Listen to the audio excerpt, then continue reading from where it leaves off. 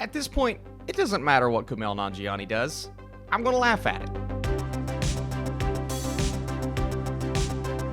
What is up, Netflix fans? Welcome back to my channel. Today we are talking The Lovebirds that drops this Friday. I need you in the comments down below. Were you looking forward to this? Are you a fan of the two leads? Let's get right into it. So, a couple experiences a defining moment in their relationship when they are unintentionally embroiled in a murder mystery as their journey to clear their names takes them from one extreme and hilarious circumstance to the next. They must figure out how they and their relationship can survive the night. This is directed by Michael Showalter, aka the director of The Big Sick, another movie starring Kumail Nanjiani.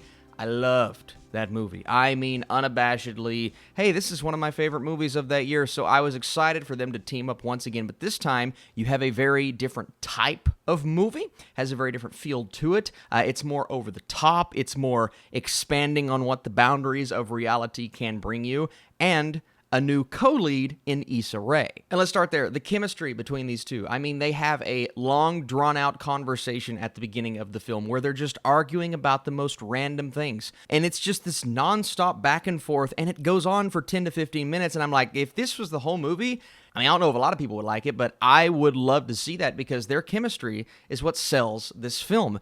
They are hilarious together, and they get into some hijinks and some things go on that are a little bit over the top at times, but it all comes back to how good they are as a couple. Once again, with the Big Sick comparisons, is it as good as what we saw in that film? No, but that was more of a grounded in reality movie. The Lovebirds, in my opinion, is a really good comedic date movie, showcasing a bit of romance, of course, because we're dealing with their relationship, but they get themselves into some crazy things. It almost reminded me of Game Night. I still prefer that film much more so than The Lovebirds because of how The Lovebirds handles some of its moments, and I didn't laugh at as many of the over-the-top jokes as I wanted to. I was much more interested in their chemistry and the back and forth that they had.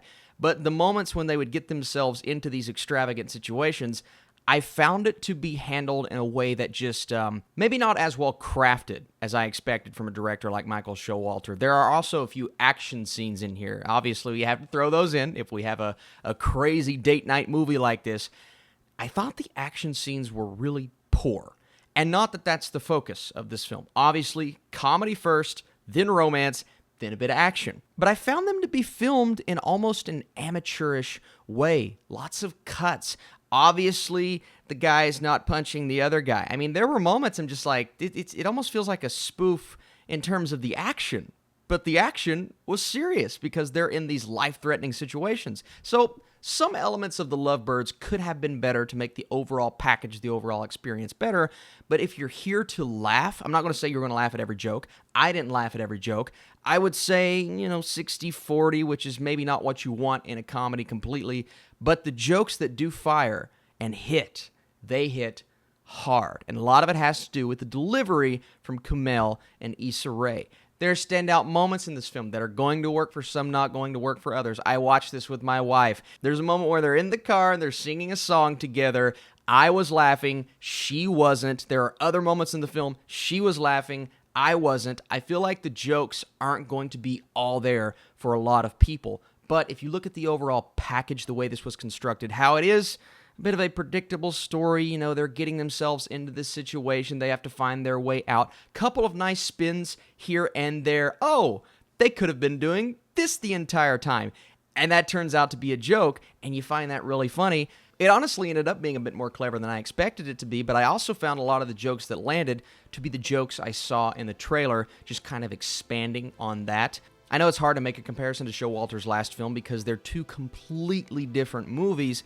I just wanted the filmmaking in The Lovebirds to be a bit better to suit how good the lead performances were. Maybe a couple of side performances that didn't land all the way. But once again, I think this is a really good date movie to throw on Netflix. If you're comparing it to other Netflix comedies that I've even seen this year, it's better than those, for sure. So I do think The Lovebirds takes advantage of the talent involved. And at the end of the day, will deliver for a lot of people. So I need you in the comments down below. Were you excited for the Lovebirds? Do you think Kumail Nanjiani and Issa are going to showcase that chemistry that I think they have all throughout the movie? And if you guys enjoy this video, be sure to smash that thumbs up button. More Netflix reviews coming your way this weekend. I'm going to give the Lovebirds a 62%. Thank you guys for watching. To all of the patrons who support this channel, thank you so much for coming over here, showing your support. And stay tuned because we have some really cool reviews coming out later on today. Don't want you guys to miss that. I'll see you later.